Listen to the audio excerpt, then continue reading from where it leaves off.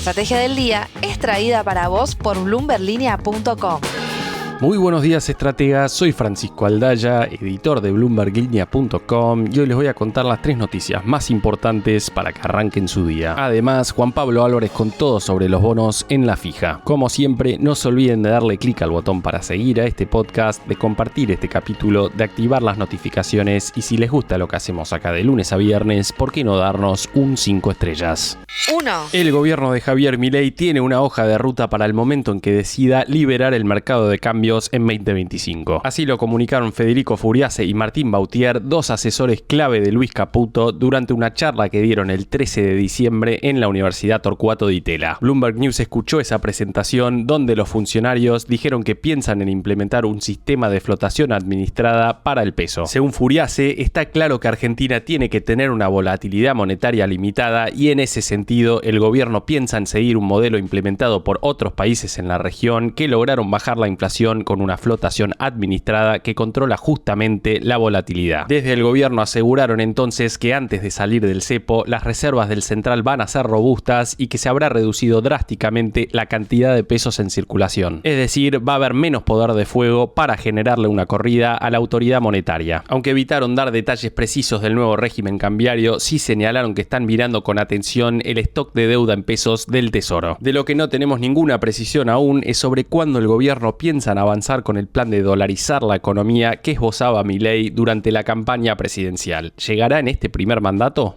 2. El banco suizo UBS se mostró optimista con el programa económico de Milei en su último documento de research, destacando sus resultados inesperados y un panorama alentador para el 2025. Entre los puntos sobresalientes apuntó a la inflación mensual más baja en 3 años, eso gracias a un contundente ajuste fiscal y la reducción de la oferta de pesos. Además, la estabilidad del tipo de cambio y la baja en los aranceles de importación jugaron su rol, dejando un nuevo y promisorio escenario de cara al crecimiento que se espera para el 2025. Pero no todo es positivo y el UBS advirtió a la vez que será todo un desafío que el IPC perfore el 2% mensual, teniendo en cuenta los factores de recalentamiento que llegarán por la actividad económica y el ajuste al alza de los salarios. El informe sí proyecta una mejora significativa para las reservas del Banco Central para el año entrante, impulsada por una buena cosecha y el aumento de los depósitos en dólares. Pero al mismo tiempo, el UBS advirtió que la apreciación del peso podría afectar la competitividad de las exportaciones. Un factor clave para ir monitoreando, sobre todo con la depreciación del real en Brasil. Pero a pesar de este riesgo, UBS considera que Argentina está en condiciones de cumplir con sus compromisos de deuda externa en el 2025, eso gracias al superávit y a la acumulación de dólares durante este año. Por último, los analistas subrayaron indicadores positivos como la confianza del consumidor, mejores perspectivas para la producción industrial y el crecimiento de los préstamos bancarios al sector privado, factores que podrían seguir impulsando al crecimiento económico durante el 2025.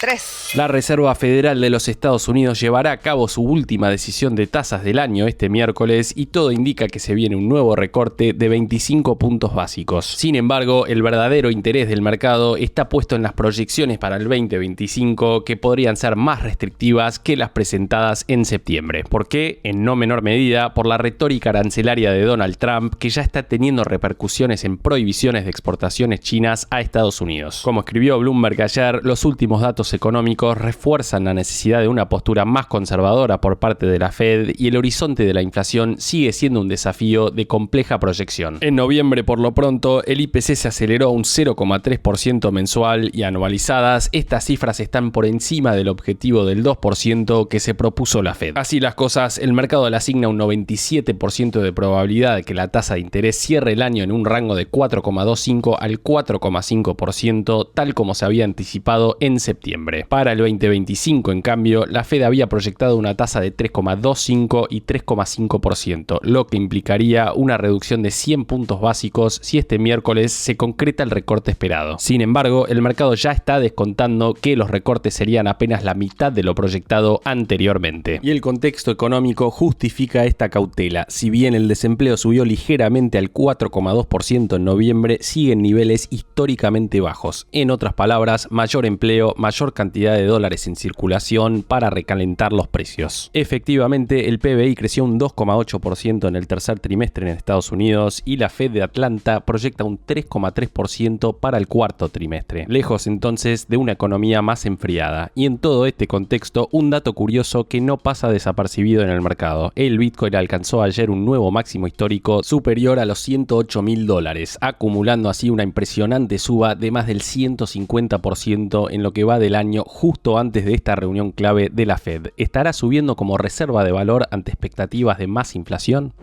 Antes de pasar a la fija, veamos rápidamente cómo van a abrir hoy los mercados. El S&P Merval subió 1,9% ayer, fue una jornada más roja que verde para las acciones argentinas en Wall Street, con subas de hasta 3,7% para Globant y caídas de hasta 4,8% para Edenor. Los bonos ley Nueva York cerraron en verdes de hasta 0,1%, el dólar blue va a abrir cerca de los 1.165 pesos, el MEP en 1.134 y el contado con liqui en torno a los 1.149 pesos. El Banco Central, por su parte, compró ayer 151 millones de dólares, mientras que el riesgo país va a abrir cerca de los 673 puntos.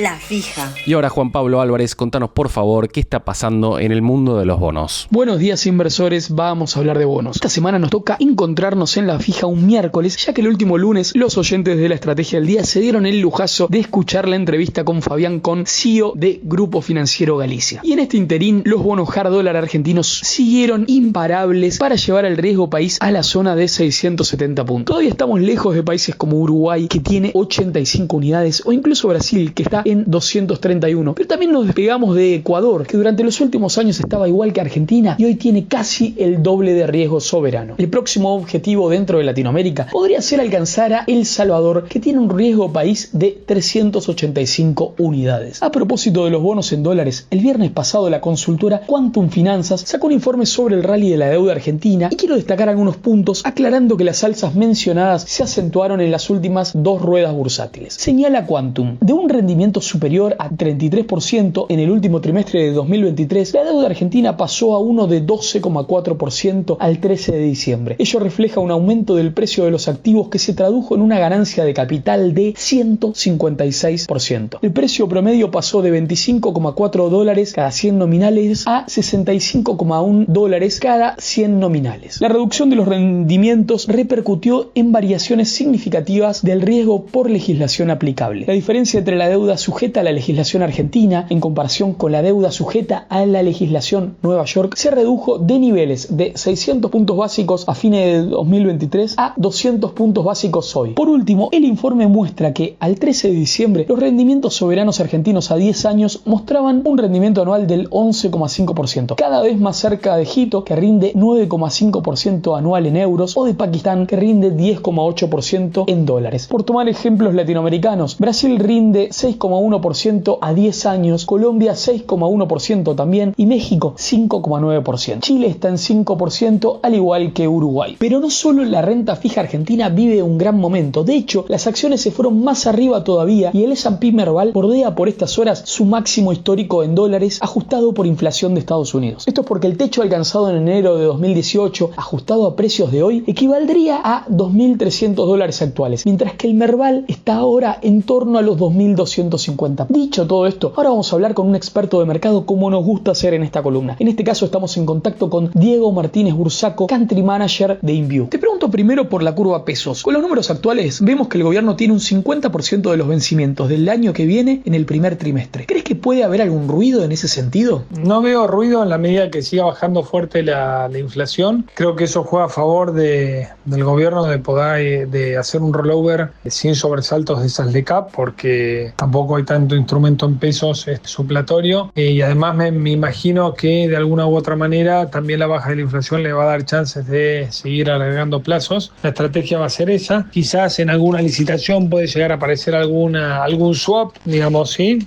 pero no lo tengo claro, pero en la medida que la inflación, digamos, siga bajando, me parece que eso es el mejor dato para el gobierno para hacer el rollover y alargar plazos, al menos en la curva de pesos de las LECAPs. Siguiendo con la curva pesos, te pregunto cuáles son tus preferencias dentro de este tipo de instrumentos. Está pasando que está todo alineándose y arbitrándose hacia una inflación consistente con la que está en el presupuesto, entre 18, 20, 22%. Cuando uno ve SER, lo que está rindiendo, y lo compara contra la LECAP, no hay tanta diferencia. Creo que aquel que quiere algún tipo de cobertura por algún instrumento instrumento, por algún salto inesperado de la inflación, podría ir a un instrumento SER, pero estamos viendo sí que hay como una alineación de los instrumentos de tasa fija con los ajustables por SER, y aquel que prevé una alternativa, digamos, de mayor aceleración de la baja de la inflación, seguramente podría ir por el lado de ir ampliando la exposición de duration de SER en bonos como el discount pesos, por ejemplo. Yendo a la parte dólar, suponiendo un inversor algo arriesgado que cree que un bono 2030 ya le dio todo lo que podía darle y busca ir por un poco más de rendimiento, ¿qué opción te parece más viable? A ver, alargar duration puede ser una alternativa. Los bonos 35 y 38 son los que más nos gustan.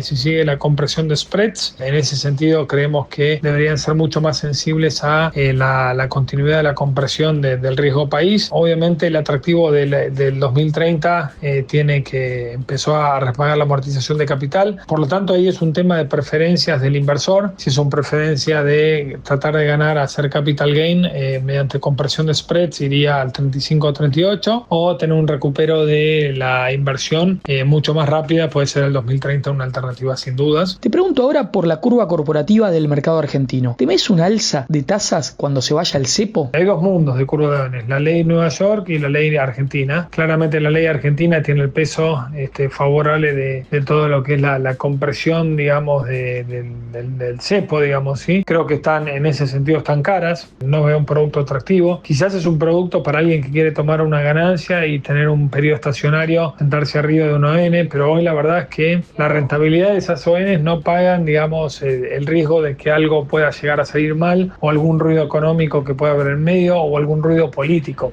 Sí, entonces yo, digamos, en ese sentido, sí veo algo de valor en algunas obligaciones negociables ley New York, pero también, digamos, ¿no? Cuando uno sigue analizando que sigue rindiendo más un soberano corto que una ON, o que una ON ley argentina puede estar abajo del rendimiento de un treasury americano, la verdad es que eso, digamos, deja una sensación de que hay poco premio para ganar allí. Por último, te quería preguntar qué análisis haces del mercado de bonos internacional y cómo ves parados a los bonos emergentes. Creo que vamos a tener un primer trimestre seguramente donde el mundo y los mercados se acomoden a la nueva realidad de la política global y de la geopolítica, con Trump a la cabeza. Vamos a tener volatilidad. Sin embargo, yo creo que va a continuar el descenso de las tasas de interés en Estados Unidos. Obviamente quizás a un ritmo menor, ¿sí? o mucho más paulatino, pero esto le debería dar aire a todo lo que es la renta fija corporativa,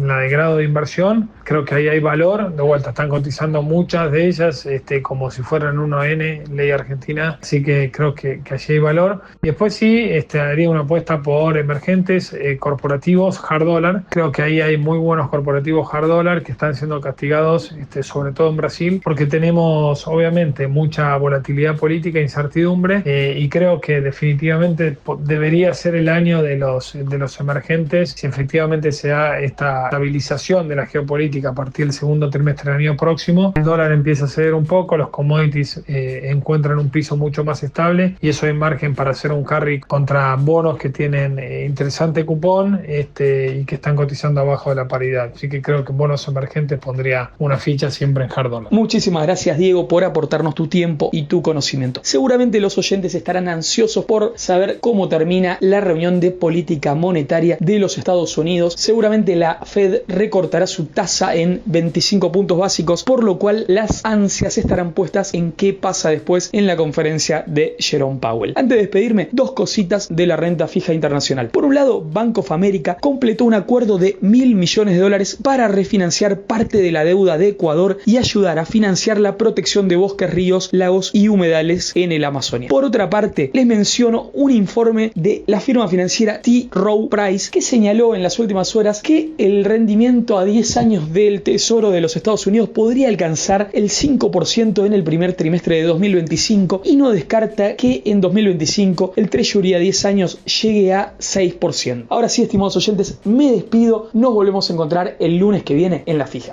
La frase del día. Antes de irnos, escuchemos lo que dijo ayer el economista Daniel Artana en Radio Mitre. Si se elimina el cepo por completo, las empresas que tienen dividendos retenidos podrían recibir una instrucción de sus casas matrices para transferir el dinero al exterior. Es un desastre mantener el cepo, pero es necesario contar con ciertas reservas para enfrentar esa eventualidad. ¿Y vos qué pensás? Déjamelo saber en la encuesta de hoy. Esto fue un nuevo capítulo de la Estrategia del Día Argentina. Yo soy Francisco Aldaya, editor de Bloomberg Línea, y me podés seguir en X en @franaldaya. No se olviden de darle clic al botón para seguir a este podcast y a la campanita para que se enteren al instante cada vez que sale un capítulo de lunes a viernes. Espero que tengas una gran jornada productiva. Esto fue La Estrategia del Día Argentina, escrito y narrado por Francisco Aldaya. Producido por Arturo Luna y Daniel Hernández. Que tengas un día muy productivo.